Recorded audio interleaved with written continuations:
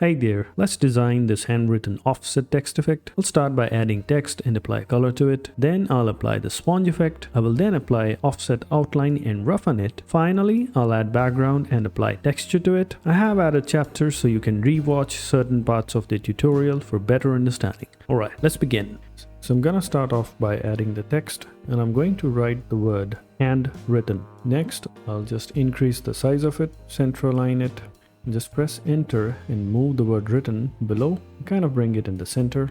I'll click on this box and reverse the colors so that the chocolate color or the milk chocolate color becomes the primary one. And I'm going to apply one of these colors to the text. But before that, I'll go here in the properties, and as you can see, I'm reducing the vertical distance between the words. Once that is done, now let's just give it a bit more space and size. And now let's just set this stroke to none, and on the right hand side in the appearance panel, add a fill and give it this brown color. But it's not looking that cool, so I'm gonna give it this orange. I was kind of confused between the two, so I think I'll choose this one.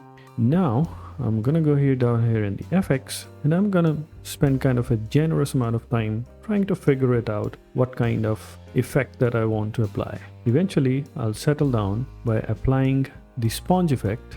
Once the window opens, as you can see in the artistic folder, there's so many different kind of effects that are available, and that kind of ignites an intrigue inside your mind. You want to try different things, but eventually, like I said, I would settle down with the sponge effect.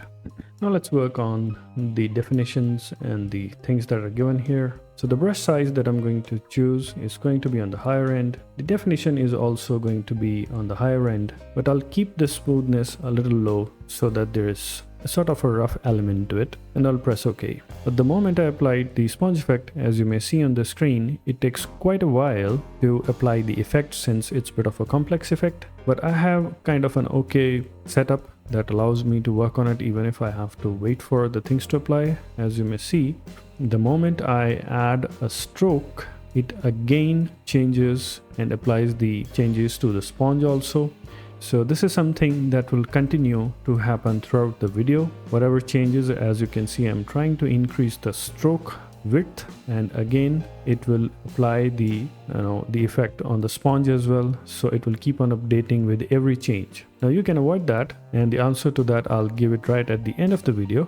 Let's just work with the colors here, and I'm going to change the stroke color, and I'm going to kind of make it this pre-chosen color pop up here, the brown color, the dark brown color, and I'm going to apply that to the stroke here, and again it updates the sponge. So from now on, I'm going to simply skip past or fast forward the video to avoid time wastage. So I just want to modify the stroke color. I want to make it a bit more dark so that the contrast is high enough and things are nicely visible. I'll bring it to the dark value here and press OK. Next, what I'm going to do is I'm going to choose the stroke, and to the stroke I'm going to apply a transform. For that, I'll go down here in the FX and choose the transform. Once the panel opens or the window opens, I'll push the stroke to the left hand side and a little bit towards the upward direction. This gives it a nice offset kind of a feeling which I wanted to achieve. Next, I'm going to turn this smooth offset into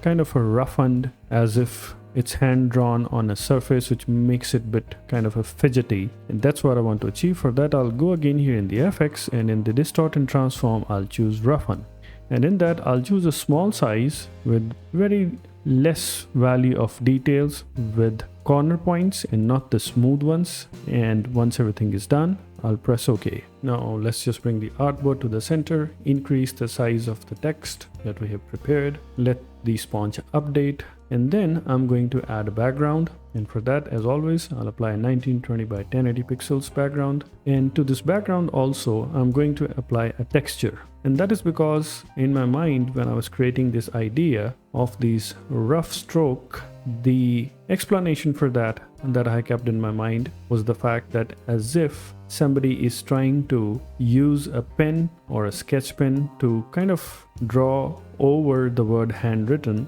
and the surface below is kind of uneven, which creates this pattern of wiggly lines. So as you may see here, I've gone into effects and I've chosen this crackle effect, and I'm going to work on its values. So I'm going to increase the crack depth and the crack brightness, and also increase the crack spacing that would justify the wiggly lines that I have drawn. So now I'm going to come back here and I'm going to adjust this roughen value a little bit more, and I'm going to slightly reduce the roughen percentage that I felt is necessary to, make things look neat.